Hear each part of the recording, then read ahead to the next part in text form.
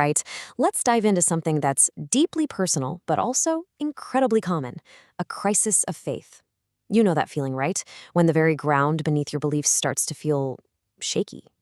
Today, we're going to break down what that crisis really is, and more importantly, why it happens.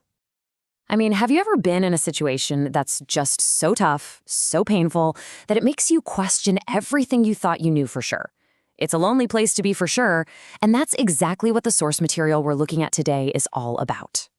So let's get on the same page. What are we actually talking about when we say a crisis of faith? Let's start with the definition our source gives us. Basically, it's a framework failure. Think about it. The mental toolkit you've always used to make sense of the world, to find comfort. Suddenly life throws something at you and none of the old tools work anymore. It just leaves you kind of stuck in this state of total conflict. So what sets this off? Well, the source points to a few big ones. It can be something sudden and tragic, that comes out of nowhere. Or it could be that slow burn when you're becoming an adult and realizing, hey, the world is a lot more complicated than I was told. It could be a tough choice at work that pits your values against your job. Or the deep, gut-wrenching pain of losing someone you love and just feeling like it's so unfair.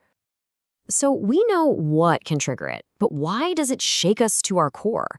The source material we're working with here has a fascinating and maybe even a little provocative take on what's really going on under the surface. Okay, so here's the argument. Especially in Western cultures, many of us have this unconscious deal we've made. We think deep down that if we have faith, if we're a good person, then life should protect us. It's like an unwritten insurance policy against the bad stuff. And this is where the clash happens. Over here, you've got this hope, this expectation that faith is a shield.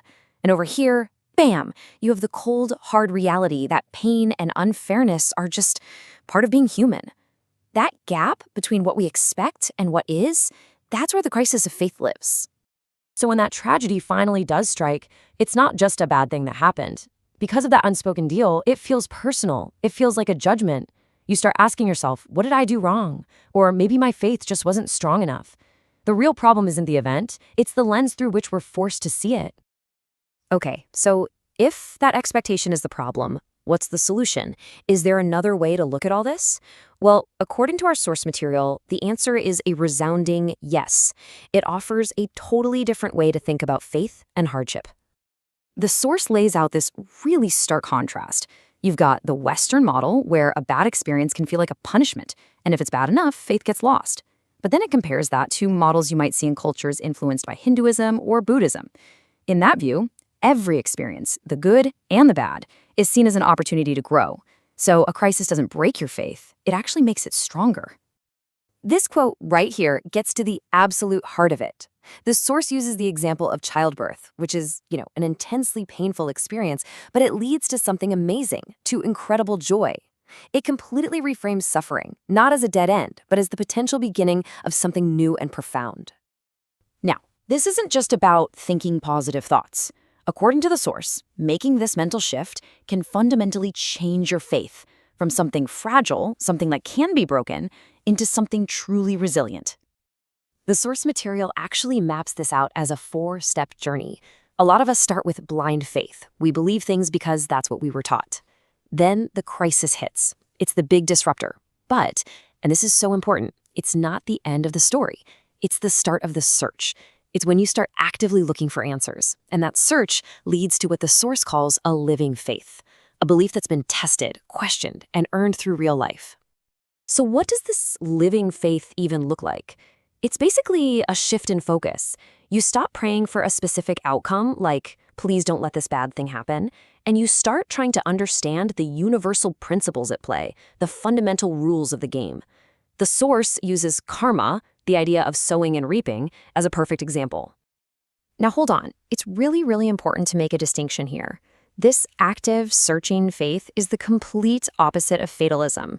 It's not just shrugging your shoulders and saying, oh, well, whatever happens, happens. In fact, the source argues that kind of resignation is actually much closer to blind faith. You see, the difference is all about being active versus passive.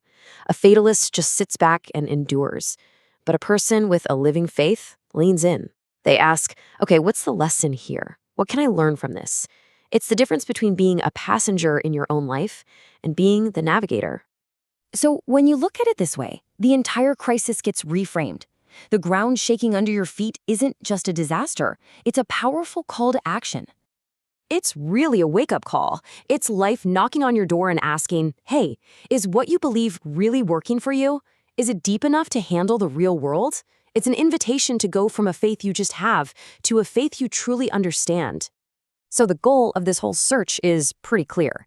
It's about finding the lesson for your own growth in every single experience, no matter what. The source gives this brilliant example, reinterpreting a teaching like love thy neighbor through the lens of karma. Suddenly, it's not just a moral rule you're supposed to follow, it's a description of how the universe actually works. What you do to others, you really are doing to yourself. And that brings us to the final, really provocative question this analysis leaves us with. What if we've been looking at faith all wrong? Maybe its real power isn't about preventing the storms of life, but about building us into the kind of person who is strong enough to sail right through them. Something to think about. Thanks for joining us.